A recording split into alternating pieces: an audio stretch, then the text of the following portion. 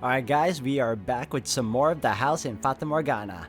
And currently we were up to a point where a wandering merchant entered the mansion and is having dinner with the lovely beast and the maid. So we're going to continue on from there guys and see how that goes, although I have a feeling it won't go as well as we'd all like to believe it would.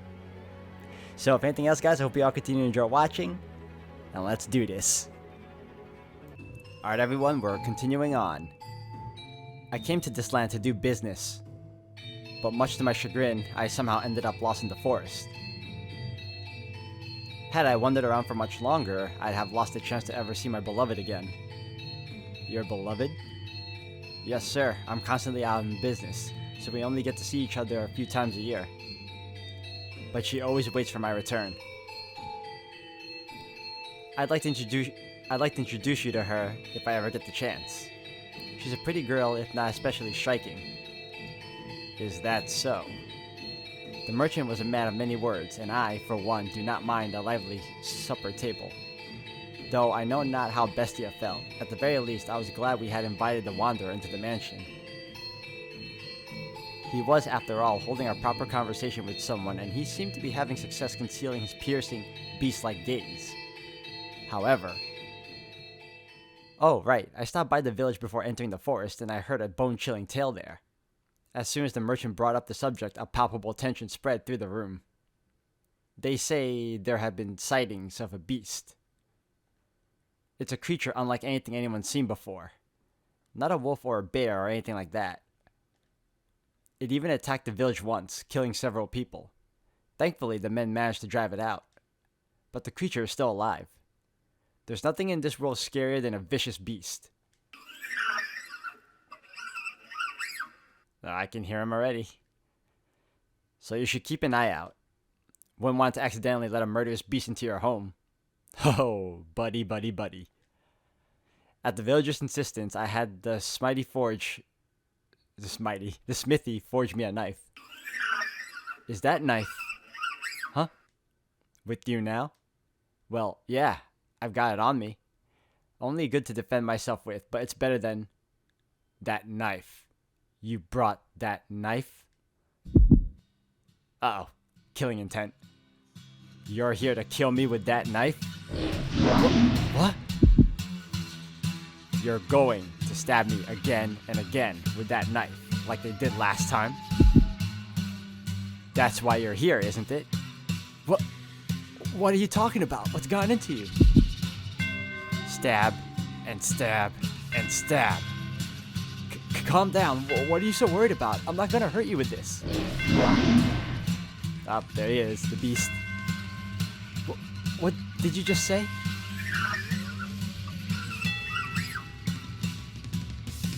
Ah! I like to imagine that before the wolf ate the poor little girl, he said, "Is this what I always look like?" Wow. That beast. I honestly wish this was voiced so that I can hear how it sounds. How he sounds as the beast. What's your problem? What's wrong? Talk like a human. Uh-oh. Stop! Stay back! Get any closer and I'll stab you to death. Oh, you should not have threatened the poor dude, yeah? You act like you only just realized I'm a beast. That's right. I'm a beast. I killed them. Stay back. And I'll do the same to you. Help! In his hand, Bestia held his sword. Perhaps it had been hidden under the table, or maybe behind his chair. Regardless, it was as though he had expected this to happen. The merchant kicked aside a chair, attempting to flee, but Bestia closed the distance in an instant, knocking him back. He lost his balance and slammed against the wall, but still he made to escape, though the beast stood blocking his path. No, please, stop this! Don't kill me. My beloved is waiting for me back home. I can't leave her behind. And why should I care?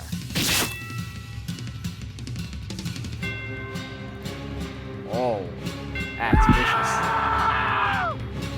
Well, at least they were able to capture that voice part. A dreadful scream echoed through the dining room. I reflexively covered my ears. Please, help! Ah! Someone! Anyone! No one's going to come for you. This mansion's a long way from town. Help! That woman! Where did she... Why isn't she here? She was just... Ah! Wow, look at that. Damn. You'll kill me if I don't kill you. And so, I must show you that I will. I must show you that I'm serious. I must kill you, or you won't understand. You just won't understand. If I don't show you firsthand, you won't understand. That's a lot of that's a lot of anger. I'll make you understand. I'll make your flesh and bones understand. Kill. I'll kill you. I'll kill you. Ooh. Oh, gosh, this guy. Imagine this was animated. Kill you.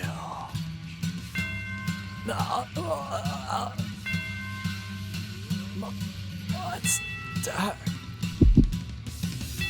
That's right. I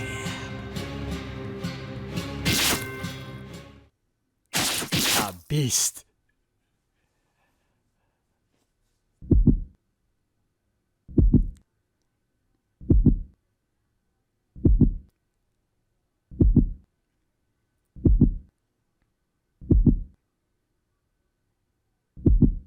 Alright guys, I'm not gonna be able to do that maniacal laughter.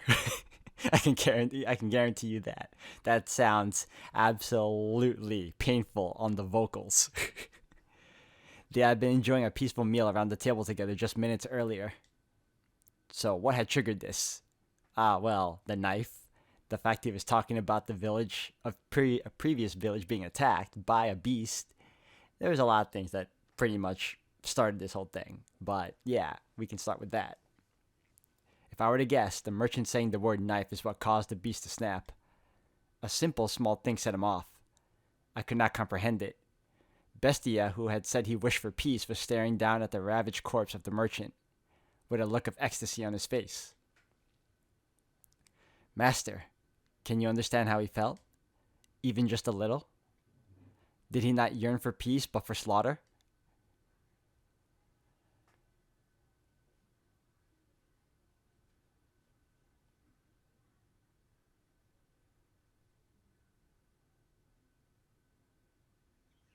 Oh, we got a new character here called Pauline. Alright, that does it for today's shopping. And now the moment we've all been waiting for. Snack time! There's nothing better than having a ham sandwich in the park. Oh dear, maybe I should lower my voice when I'm talking to myself. But it's so nice out, I just can't help myself. Oh, well, you know, look, if you want to narrate yourself about to eat some snacks, that's perfectly fine. Does the weather have anything to do with talking to oneself?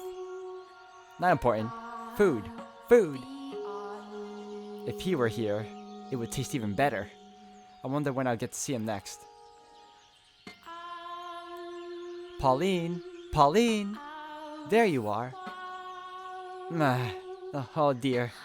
What's got you so frazzled, Mom? Oh, Pauline. What is it? Did something happen? What's the matter, Mom? Mom? Pauline. This isn't like you, Mom. It's not like you at all. Tell me what happened. I told you to stay away from men who trade. Huh? Oh, Pauline, my dear daughter. Why must God be so cruel to such a sweet girl? You're hurting me, Mom. Don't squeeze so tight. What's gotten into you? Listen carefully, Pauline. You must be calm and hear me out, understood? Your lover, the beloved man you wait for, is dead. Oh, you're the merchant's girl. Okay. I was like, who's this new character?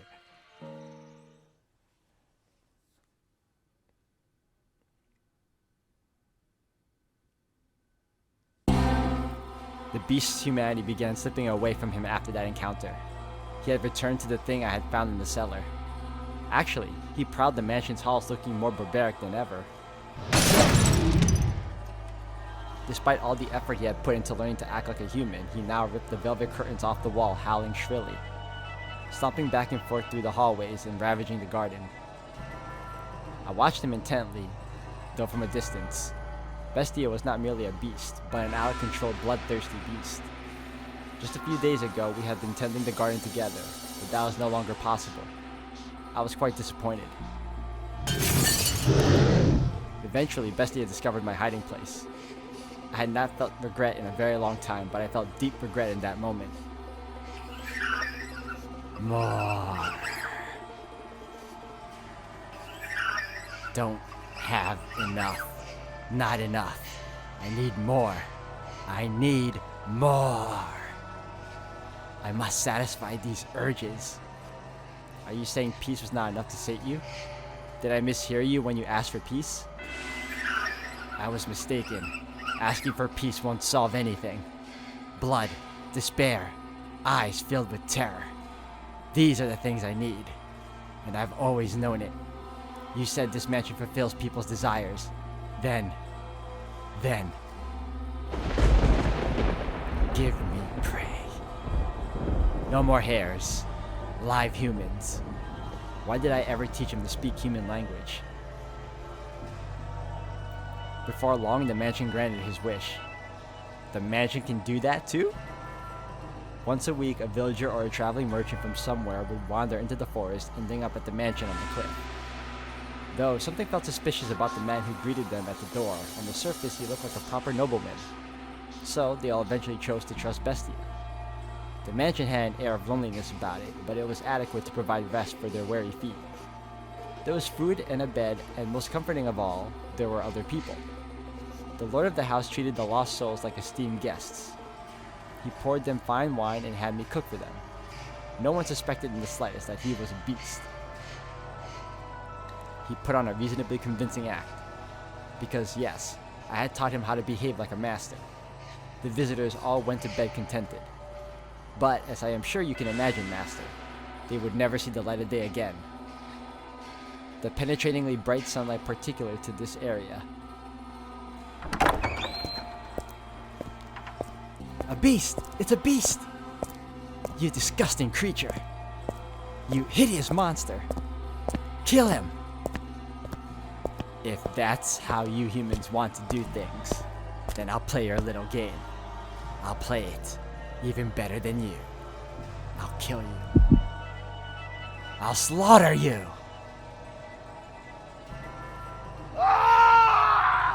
Ooh.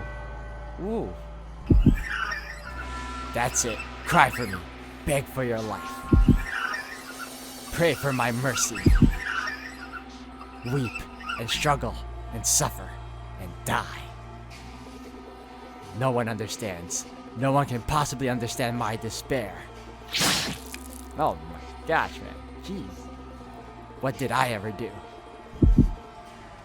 Was it because I'm a beast? When did I become a beast? Why do beasts have to die? Beasts are savage, and so they must die. I'm a beast, therefore I'm savage. In which case... Oh, see, like I said, guys, my throat. I'm not even, like, going all out like this. But I'm trying to sound menacing.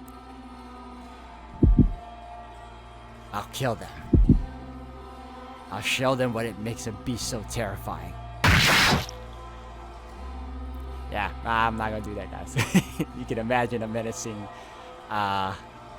maniacal laugh right now. Oh yeah.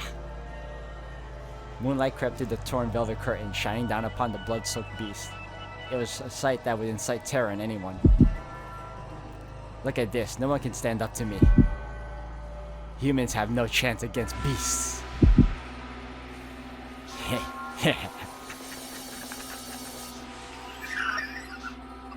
More. I need more. Give me more prey. The mansion continued to sate the beast's demented craving, sending not one but multiple villagers into his claws. How does the mansion do this? Like, are there like several people that just happen to walk in a forest, get lost, and then just happen upon the mansion? Is that the magic of it all? Into these bloodstained walls off which echoed his monstrous howls. Stop, please. I'm begging you. Spare me. Oh God. Sorry. I'm not familiar with your god. Beasts have no need of gods. My gosh, man, it's just like blood slaughter all over the place, huh? I have a wife and son back in the village. Please, let me return to them. Why don't you bring them back to me? I'll send them to the same place you're going. I am with child. Please, let me go. Are you now? In that case, I'll kill your baby first. You damned monster. That's right. I'm a monster. And by killing, no one can defy me. I have to show the world that beasts are the most frightening things on this earth. The beast began to change his style, making sick banquets out of his kills. Some days he would tie his guests up in the cellar, playing with them for hours until they finally died. Some days he would drain them of their blood and bathe in it. Wow. Some days he would spread them out on the table and feast upon them. Every week, another atrocious party. He did everything imaginable. As a faithful servant of this house, I am confident I can do most anything I'm asked. Though you can truly imagine my surprise at having to use the cooking skills I learned while serving the flaxen-haired family to do that. I can only wonder if it actually tasted any good. Bestia's peculiar sword was always with him for his twisted banquets of self-gratification. However, much blood stained it, it never lost its sheen. It was as though the sword drank off the flesh of humans. Master, can you imagine just how wretched I felt? Can you stop telling me to imagine it? The mansion, once a beautiful sight to behold, reeked of death and acrimony. The stench of rotting flesh seeped up from the cellar. Even the years it spent forsaken and in ruins were preferable to that. Or perhaps I only had myself to blame. It was I who had invited the beast into the mansion. More. Not enough. This isn't enough to satisfy me. But Bestia still sought to hold more of his perverse parties. Lost villagers were no longer enough to quell his urges. He was indeed a genuine beast. Which is funny because not that long ago, he was actually, acclimating to being in a tranquil environment. And in time, this is what he began to wish for. Can't you get me any better prey? Something truly exquisite?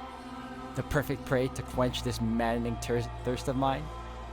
Do you know what he meant when he asked for the perfect prey, Master? Perhaps a hero, someone courageous enough to stand up to him, with whom he could enjoy a battle to the death? Perhaps a dazzling young nymph to satisfy his other primal urges? Or perhaps what he wanted was not human at all, but a demon or a phantom? I would soon find out as the mansion attempted to grant his wish, bringing yet another guest to the house on the cliff.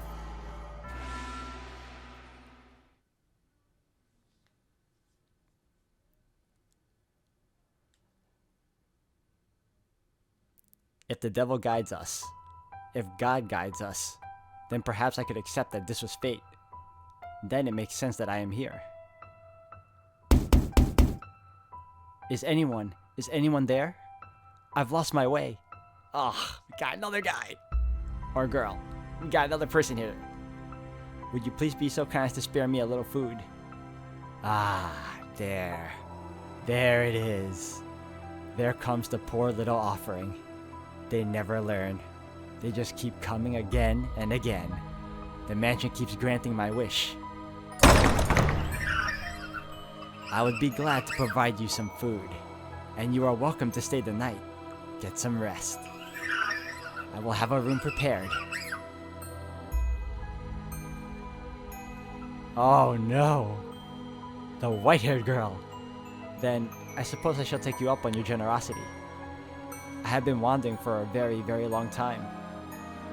What was that, master? You recognize her? I imagine you would. That white hair, those red eyes, skin the color of freshly fallen snow, and that flawlessly beautiful visage, you could not possibly mistake her for anyone else. And no, it is not someone who happens to resemble her. I can understand why you would be surprised, master. At first, I could hardly believe my own eyes. The wanderer knocking on the door that day was the very same fair-skinned young woman who visited the mansion so many years earlier. The white-haired girl must have spent many, many a night in the forest. Her crystalline skin was covered in red scratches from where she had brushed against stray branches and tree bark. She had even lost her shoes, and was standing there barefooted, looking quite disheartened. But that did not make her any less beautiful. In fact, you could just imagine the dense forest canopy parting to allow the sun to shine down upon her. The beast appeared surprised by her angelic beauty as well. It seemed as though all the madness drained from him in that moment. He said nothing, but his eyes told all. He was entranced by the sight of her ruby red irises and her pure white hair. Pardon? I am a beast. This is what I asked for. Something to quench my thirst. You're allowed to be happy. But as I said, it was only for a moment. So rejoice. Imagine just how gratifying it would be to see such a beautiful woman writhing in the throes of death. Follow me. I will have a bath drawn as well. And once the moment had passed, the beast was barely able to contain the wellspring of madness within himself. I was going to say happiness.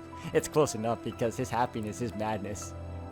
He wanted nothing more than to run his sword through the white-haired girl that very instant, to torture her, to defile her.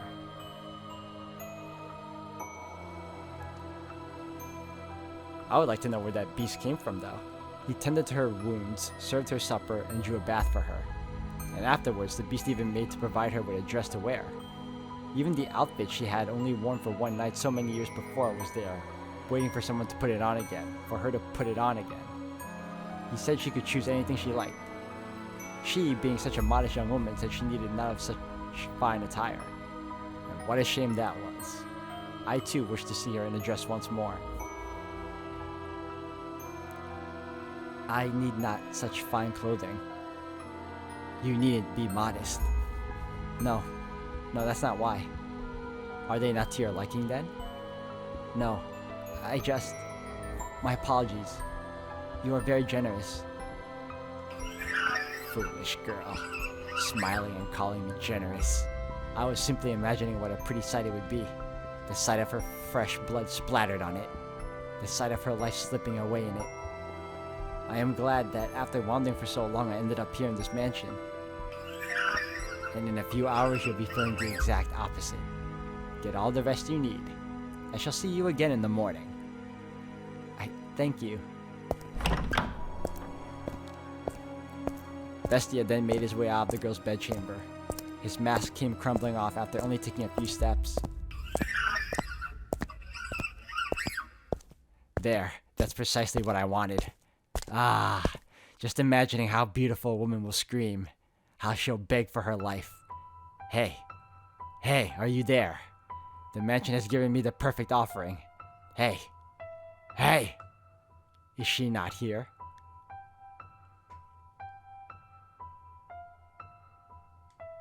Is someone there? Yes, I came by to ask if there was anything you needed. I cannot offer you anything extravagant, not like before, but I am here to provide you with anything in my capacity. I appreciate the offer, but I need nothing. Being allowed to stay the night is more than enough. Do you work here in the mansion? Yes, indeed I do. I've been here for a very, very long time. A very long time? You might think this is an odd question, but have we met before? Something about you seems familiar. And I get the feeling I have been in this mansion before. Yes, we have met.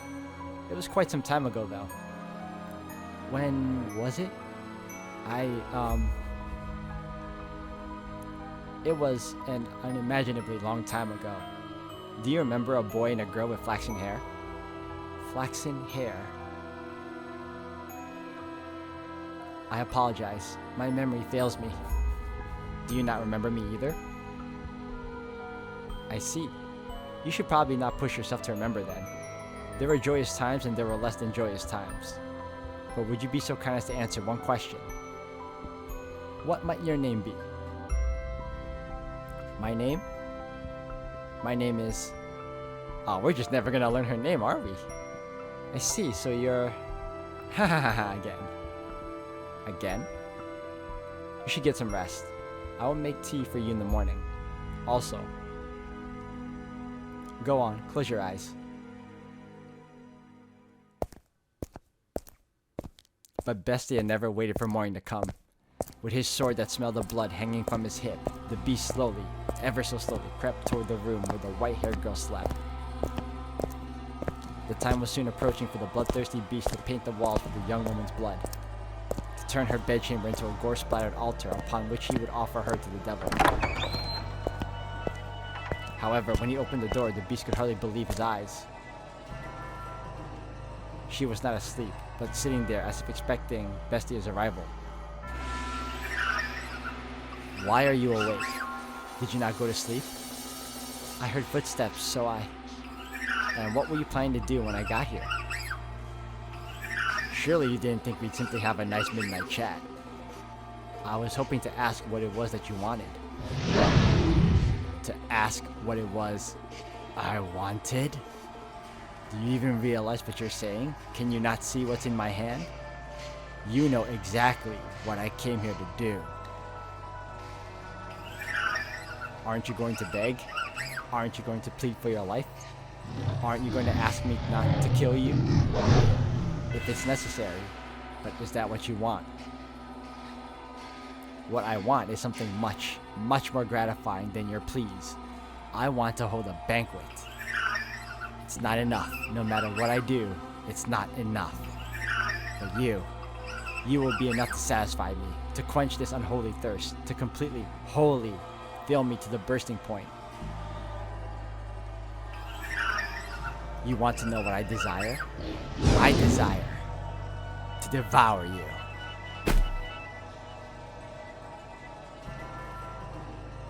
Bestia shoved the girl back, slamming her into the mattress. He then stabbed his sword through the sheets beside her, looking down upon the girl, the moonlight at his back. Clenching her slender throat with one hand, he drew his sword once more, holding the tip inches from her nose. No matter how much blood it drank, the sword continued to shine gloriously, as though it had just come from the forge. It was an awe-inspiring, tear-shedding blade, the sight of which would cause anyone to imagine the misfortune about to befall them. Go on, mock me, ridicule the hideous, barbaric beast standing before you. From the moment you saw me, you thought me unsettling, no? But you averted your eyes. Because I had food for you. Because I gave you a place to rest. You pretended not to notice the beast. This is retribution. Retribution for you damned humans. So beg for your life like they all do. Cry. Plead for mercy. If you say that you are ugly, then I must be equally ugly. What? Even I had a feeling. He's like, what? What came from the girl's mouth was neither a plea, nor an insult, nor a scream. Full-grown men had wept before him, and yet this slight young woman did not, despite this terrifying beast being upon her moments away from extinguishing her life. Even I almost shrieked in fright. Bestia could believe neither his eyes nor his ears. Do you not fear me? Can you not see what I'm about to do to you? What am I to be afraid of? I'm threatening to murder you. To rip your intestines out with these claws and watch you die in agony. I enjoy it more than anything in the world. Filling others' hearts with fear. The more lives I take, the more I enjoy it. I'm a beast driven by madness. What he expected was for the beautiful girl before him desperately implore him for mercy. He wanted nothing more than to see despair seep into every corner of her red eyes. For he believed that it would be a truly sublime moment, euphoria unlike anything he had experienced before. Bestia prodded her with his singular sword, poking a slit in skin smoother than silk. You see me as pitiful, and so you're offering me release from my fate. But she did not do as the beast wished. She looked up at him with sympathy rather than fear. This rattled the beast. He had never once seen anyone respond to him that way. What on earth are you talking about? What is going through your head? Pity? Release? Do you not comprehend the situation? How can you be so calm?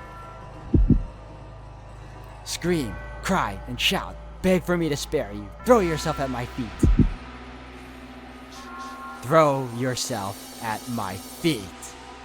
Otherwise, I'm a beast. A beast that never tires of killing. To me, you appear to be a person. You're lying. You listen to the things I say, and you respond with your own words. I was taught how to speak. I'm a beast who speaks human language. But you think. You use your mind to come up with responses. And you hesitate. If I'm human, then why do they disparage me so? Why do they reject me and try to kill me? Because I'm a beast. A repulsive beast. That's why, isn't it? I will do nothing to hurt you. We are alike. Alike? Don't be ridiculous. How can you say we're alike when you're as beautiful as you are? Okay, so he's... While in the midst of about to murder her, he is also complimenting her. Alright guys, I'm going to end the video here for today. Thank you all for watching. When we come back, we're going to see whether or not our white-haired girl succeeds in not having herself killed and somehow changes this beast into, for all we know, a prince, just like the Disney film. Until the next one.